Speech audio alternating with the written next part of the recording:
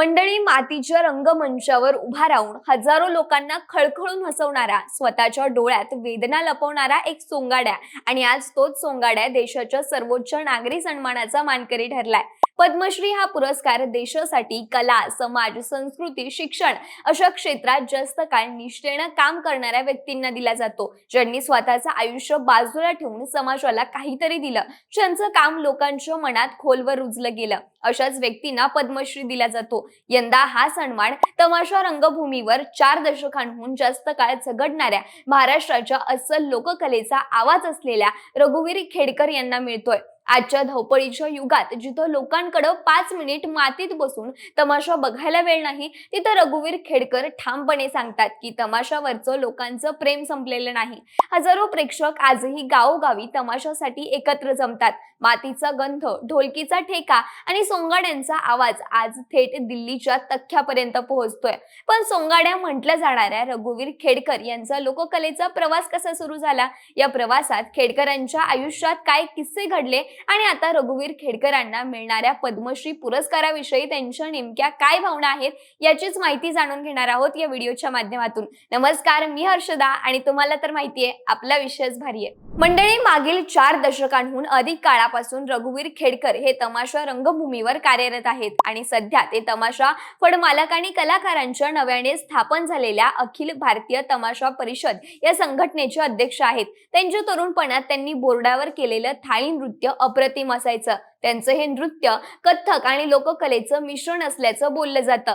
पण सोंगाड्या म्हणून ओळख असलेले रघुवीर खेडकर यांनी लोककलेची सुरुवात कशी केली, तर रघुवीर खेडकर यांना तमाशाची कला ही वारशात मिळाली। त्यांच्या मातोश्री कांताबाई सातारकर या एक महान तमाशा कलावंत होत्या। यामुळेच बालपणापासूनच त्यांच्या मनात तमाशाविषयी प्रेम निर्माण झालं। त्यांनी आईचा वारसा पुढे सुरू ठेवत पारंपरिक लोकनाट्य आणि तमाशाची परंपरा जपली। गेली अनेक वर्ष ते तमाशा मंडळाचं नेतृत्व करतायत। कला क्षेत्रातील अमूल्य योगदानासाठी त्यांना सावित्रीबाई फुले पुणे विद्यापीठाचा जीवन साधना गौरव पुरस्कारही मिळालाय। याचबरोबर जेव्हा कोरोना काळात तमाशा कलावंतांवर हालाकीचे दिवस आले होते, तेव्हा अनेक गावांमधल्या यात्रा रद्द झाल्या होत्या। यामुळे तमाशा कलावंतांवर उपासमारीची वेळ आली होती। त्यावेळी रघुवीर खेडकर यांनी तमाशा कलावंतांच्या मदतीसाठी सरकारकडे मागणी केली होती। तेव्हा त्यांना अनेक तमाशा कलावंतांचा पाठिंबाही मिळाला होता। कोरोना संपल्यानंतर तमाशा पुन्हा नव्याने सुरू झाला।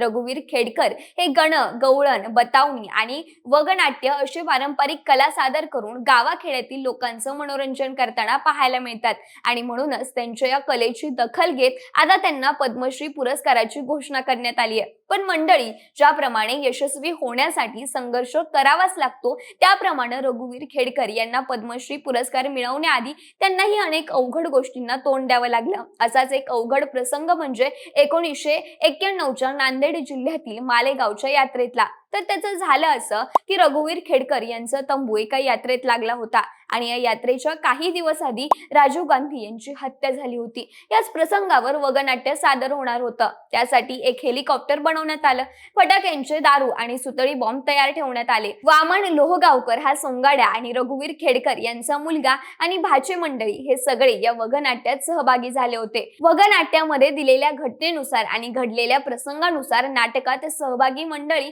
राजीव गांधींच्या स्वागताला तयार होते, असा प्रसंग त्या वगात दाखवण्यात आला होता। याच दरम्यान आपटबारच्या पेटीचं झाकण आदळल्यानं मोठा स्फोट झाला। यात रघुवीरचा 5-6 वर्षांचा भाचा बबलू जबरदस्त भाजला गेला, तर वामन मामांच्या डोक्याचा एक भाग अक्षरशः फुटून बाजूला पडला। यात वामन मामा जागीच ठार झाले, तर बबलू जबर जखमी झाला होता। रघुवीर खेडकर यांच्या आई म्हणजेच हिम्मतवान कांताबाई सातारकर या नातू बबलूला घेऊन एकट्या नांदेडला दवाखान्यात रवाना झाल्या। या सगळ्या घटनेमुळे प्रेक्षकांत गोंधळ उडाला, पण तरीही हे दुःख बाजूला ठेवून रघुवीर खेडकरांनी लोकांचं मनोरंजन केलं। दरम्यान वामन मामांचं प्रेत एका कपड्यात झाकून ठेवलं आणि तमाशा पुन्हा सुरू झाला। घडलेल्या दुःखद घटनेनंतरही रघुवीर खेडकर यांच्या मधला सोंगाड्या प्रेक्षकांना खळखळून हसवत होता। त्यावेळी रघुवीर नावाच्या सोंगाड्यांच्या अंतःकरणात काय वेदना होत्या, याची कल्पना त्यांच्या जवळच्या व्यक्तींशिवाय कुणीच करू शकणार नाही। मंडळी, प्रत्येक कलाकार मनातल्या वेदना लपवत लोकांचं मनोरंजन करत असतो। तमाशा ओळखला जातो तो त्यातील सरदार, शाहीर आणि सोंगाड्या या व्यक्तिरेखांमुळे। कोणत्याही तमाशाच्या लोकप्रियतेत या सर्व व्यक्तिरेखा जर उठावदार असतील तर तो तमाशा लोकप्रियतेच्या शिखरावर पोहोचतो। रघुवीर खेडकर यांनी सोंगाड्याचा हा वारसा अतिशय प्रभावीपणे जपला. राज कपूर यांच्या मेरा नाम जोकर या चित्रपटासारखीच सोंगाड्यांची अवस्था असते. बोर्डावर ते जनसामान्यांना पोट भरून हसवतात आणि बोर्डामागे मात्र त्यांच्या डोळ्यातील अश्रू पुसणारा कोणीच नसतं. तुकाराम जाधव नावाच्या एका कवीच्या कवितेतील एक ओळ सोंगाड्यांच्या आयुष्याशी अगदी मिळती जुळतीये. ती अशी की तुमच्या वेदनांची फुलपाखरं झाली पण माझ्या फुलपाखराला वेदना होतायत. या ओळींचा सार रघुवीर खेडकरांनाही अगदी तंतोतंत जुळतो. रघुवीर खेडकर या आदर्श सोंगाड्याने आपली पहिली छाप पाडली ते दिल्लीच्या राष्ट्रकुल क्रीडा स्पर्धेच्या निमित्ताने. या स्पर्धेत त्यांनी संगीत नाटक अकादमीच्या मेघदूत या खुल्या रंगमंचावर आपला पारंपरिक ढोलकी फडकाचा तमाशा सादर केला. याचबरोबर चंदीगड इथेही तमाशा सादर केला आणि अवघ्या भारतात आपली कीर्ती पसरवली. 6 दशकांहून अधिक काळापासून रघुवीर खेडकर यांच्या आई कांताबाई या राज्याच्या तमाशा रसिकांची मने जिंकतायत. त्यांच्या पावलांवर पाऊल ठेवून गेली 4 दशकं चिरंजीव रघुवीर यांनीही अस्सल सोंगाड्यांनी आपलं स्वतंत्र स्थान निर्माण केले. रघुवीर खेडकर म्हणतात, माझी आई कांताबाई सातारकर ही माझी सर्वात मोठी गुरु आहे आणि जुने कलावंत दत्ता, दत्तोबा तांबे, दत्ता महाडिक, गुलाबराव बोरगावकर, लक्ष्मण टाकळीकर यांनाही मी गुरु मानतो. मुंबईकरांना अस्सल तमाशाचे दर्शनही याच गुरूंनी घडवलं आणि तेही विद्यानगरीत. याचबरोबर तमाशाला राजमान्यता, लोकमान्यता मिळाली असताना रघुवीर खेडकर यांच्या अभिनय आणि कामामुळे गावोगावी केलेली तमाशाची कला फक्त लोकांमध्ये लोकप्रिय झाली नाही तर शिक्षित आणि विद्वान लोकांकडूनही तिचं कौतुक झालं.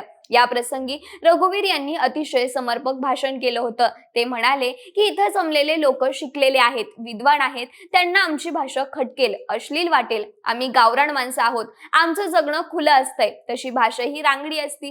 ही आमची गावरान रांगडी भाषा आहे, तिला अश्लील मानू नका. आमचा तमाशा तुम्हाला थोडा भडक वाटेल पण आम्ही गावोगावी तमाशा सादर करतो तेव्हा 20-20 हजार लोक समोर असतात. आत्ताची ही गर्दी म्हणजे आमचा एक कोपरा आहे. त्या मोठ्या गर्दी पुढे तमाशा सादर करताना मोठ्यानं बोलावं लागतं, हातवारे करावे लागतात. तुम्हा विद्वान लोकांपुढे आमची कला सादर करणं हे आमचं भाग्यच. डोक्यावर फेटा, जादूगारासारखा झगमगीत वेश, अक्कडबाज मिशा आणि ढाकळा आवाज या पेहरावात रघुवीर खेडकर यांनी प्रांजळपणे आपलं निवेदन मांडलं होतं. रघुवीर यांनी आजपर्यंत राज्यातील वास्तव प्रसंगावर प्रबोधनपर वगनाट्य रसिक कलाकारांसमोर सादर केली आहेत. रघुवीर आज फक्त कलाकार नसून ते कार्यकर्त्यांच्या भूमिकेत शिरले आहेत.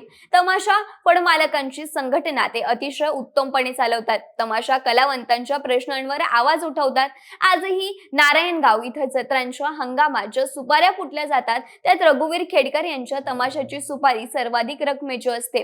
लावण्यांच्या कार्यक्रमामुळे लोकनाट्य कलेला उतरती कळा लागल्याच्या आरोपाला रघुवीर खेडकर द्वेषाने प्रत्युत्तर देतात. तमाशा ही कला ग्रामीण भागात अत्यंत लोकप्रिय असून ही कला पाहण्यासाठी ग्रामीण भागात उघड्या मैदानावर आजही हजारो प्रेक्षक येत असतात. आजच्या यांत्रिक युगात लोकनाट्य, तमाशा या कार्यक्रमालाच ग्रामीण भागातील प्रेक्षक, काबाड कष्ट करणारा शेतकरी वर्ग पसंती देतात आणि म्हणूनच सोंगाड्या रघुवीर खेडकर म्हणतात, हा पुरस्कार मला नाही तर माझ्या तमाशा सृष्टीला मिळालाय. मंडळी, अवघ्या महाराष्ट्रासाठी अभिमानास्पद बाब म्हणजे ज्येष्ठ तमाशा कलावंत रघुवीर खेडकर यांना पद्मश्री पुरस्कार जाहीर झाला. प्रजासत्ताक दिनाच्या निमित्ताने गृह मंत्रालयाने 25 जानेवारी 2026 रोजी या वर्षाच्या पद्म पुरस्कारांची घोषणा करण्यात आली. दरम्यान प्रसिद्ध सोंगाड्या रघुवीर खेडकर या पुरस्काराबद्दल बोलताना म्हणतात की मला पद्मश्री पुरस्कार मिळाल्याबद्दल खूप आनंद आहे. माझा 7 कुळांचा उद्धार झाला. माझ्या तमाशा सृष्टीला आतापर्यंत हा पुरस्कार मिळाला नव्हता, केवळ लावणीला मिळाला होता. आता हा पुरस्कार तमाशालाही मिळालाय, याचा आनंद मोठा आहे. खेडकर पुढे म्हणतात की मी 1970 साली बाल कलाकार म्हणून स्टेजवर उभा राहिलो ते आतापर्यंत काम करतोय. त्यांच्या तमाशाविषयी बोलताना खेडकर म्हणाले की आम्ही रंगमंचावर काम करणारे 45 कलाकार आहोत आणि 60हून अधिक माणसं पडद्यामागचे कलाकार आहेत. अशी जवळपास 110 माणसं आहेत. या कलेची प्रेरणा मला माझ्या आईकडून मिळाली, कारण वडील मला आठवत नाहीत. 1964 मध्ये वडील वारले. माझा जन्म 1961 साली मधला आहे. मला हे बाळकडू आईकडून मिळालं. रत्नागिरी जिल्ह्यातील खेड हे माझं माझं मूळ गाव आहे. त्याचबरोबर यावेळी त्यांनी खंतही व्यक्त केली की आजच्या काळातही तमाशा चालतो, पण तिकीट काढून मातीत बसण्याची लोकांची मानसिकता राहिलेली नाही. लोकांना खुर्च्या पाहिजेत. आज जर तमाशावाल्यांनी खुर्च्या ठेवल्या तर लोकांची संख्या भरपूर वाढेल, परंतु मातीत बसून 5 मिनिट तमाशा बघणं आता लोकांना जमत नाही. लोकांकडे तेवढा वेळही राहिलेला नाही. त्यांनी याविषयी आनंदही व्यक्त केला की तमाशावरचं लोकांचं प्रेम खूप मोठं आहे. आम्ही ज्या गावात जाऊ त्या गावात संध्याकाळी लोकांची गर्दी पाहून हे ताबडतोब कळून येतं. खेडकर यांनी तमाशा कलावंतांना असा संदेश दिला की मी जे कष्ट केले, मी जो राग गिळला, मी लोकांच्या विचित्र भावनांच्या समोर गेलो, लोकांना पटवून दिलं की आम्ही वेगळे नाही तर तुमच्यातले कलावंत घटक आहोत. रंगमंचावर वेगवेगळ्या कला सादर करत तसंच तरुण मुलांनी या कलेमध्ये भाग घेतला तर तेही पुरस्कार मिळवू शकतात. तमाशाकडे एक रोजगार म्हणून बघण्याविषयी खेडकर म्हणाले की तरुण पिढीही तमाशाकडे येत आहे. तमाशात आता रोजगार खूप चांगला आहे. 1,500हून अधिक मानधन एका दिवसासाठी मिळतं. त्यामुळे जी सुशिक्षित बेरोजगार मुलं आहेत, या मुलांनी तमाशा हा व्यवसाय स्वीकारावा अशी माझी इच्छा आहे. 20 वर्षांपूर्वी तमाशाकडे बघण्याचा दृष्टिकोन वाईट होता, पण जसा टीव्ही आला, तमाशावरचे चित्रपट निघाले, मालिका निघाल्या, तमाशा कलावंतांच्या मुलाखती टीव्हीवर दाखवल्या गेल्या, तेव्हापासून लोकांची नजर थोडी चांगली झाली आहे. या प्रतिक्रियेत त्यांनी पुन्हा एकदा असा उल्लेख केला की माझ्या 7 पिढ्यांचा उद्धार झालाय. मंडळी, रघुवीर खेडकर फक्त पद्मश्री विजेते नाहीत, तर ते तमाशाच्या जगातले आदर्श आणि सोंगाड्यांच्या आयुष्याचे जिवंत प्रतीक आहेत.